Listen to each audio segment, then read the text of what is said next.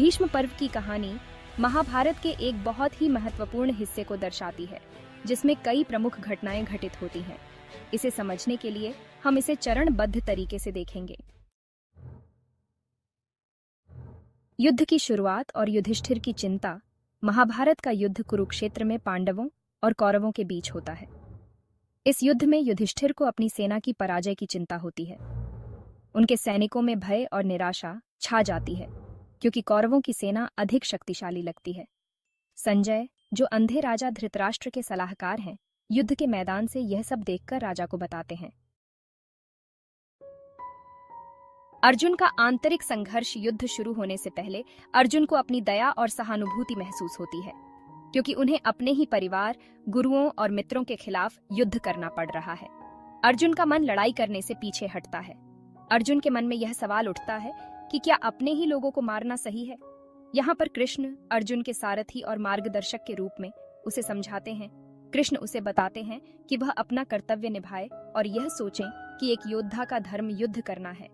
यह शिक्षाएं श्रीमद्भगवद गीता के रूप में प्रसिद्ध हुईं, जो कर्म, धर्म और जीवन के उद्देश्य पर आधारित हैं। गीता में कृष्ण अर्जुन को बताते हैं कि आत्मा अमर है और मृत्यु शरीर का अंत है, आत्मा का नहीं। भीष्म, जो कि कौरवों की ओर से लड़ रहे थे, एक महान योद्धा और सबसे अनुभवी व्यक्ति थे। भीष्म के सामने पांडवों की सेना संघर्ष करती है, क्योंकि भीष्म अजेय योद्धा माने जाते थे। वे पांडवों की सेना को बड़ी संख्या में नुकसान पहुंचाते हैं। युधिष्ठिर को इस बात की चिंता होती है कि अगर भीष्म को नहीं रोका गया तो उनकी सेना हार सकती है। इस स्थिति में कृष्ण को गुस्सा आता है। वे अपने वचन को तोड़ने का निर्णय करते हैं, जिसमें उन्होंने पहले कहा था कि वे युद्ध में कोई हथियार नहीं उठाएंगे। कृष्ण अपने हाथ में रथ की लगाम और कोड़ा उठाते हैं और भीष्म को मारने के लिए उनकी ओर बढ़ते हैं। अर्जुन उन्हें रोकते हैं और उन्हें वचन की याद दिलाते हैं। इससे यह सिद्ध होता है कि कृष्ण का अपने मित्रों के प्रति कितना प्रेम और कर्तव्य था। कृष्ण की प्रेरणा के बाद अर्जुन अपने संकोच को छोड़ देते हैं और भीष्म से युद्ध करते हैं।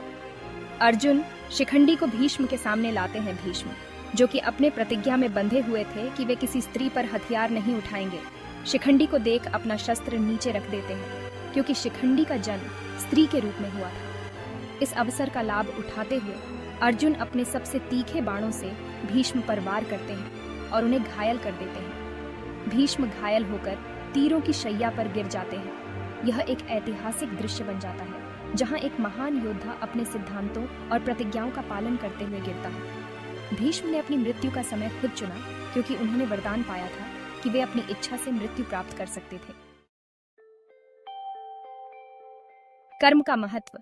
कृष्ण के उपदेशों के माध्यम से यह संदेश मिलता है कि अपने कर्तव्यों का पालन करना ही असली धर्म है। भीष्म की महानता। भीष्म ने अपने सिद्धांतों का पालन किया, भले ही इसके लिए उन्हें अपने प्राणों का बलिदान देना पड़ा। युद्ध और शांति का संतुलन। भीष्म और अर्जुन का संघर्ष हमें सिखाता है कि सही और गलत के बीच संतुलन कैसे स्थापित करना चाहिए। भीष्म पर्व की यह कहानी महाभारत का वह हिस्सा है जो न केवल युद्ध की गहराइयों को दर्शाता है, बल्कि उसमें जीवन की गूढ़ शिक्षाएं भी समाहित हैं।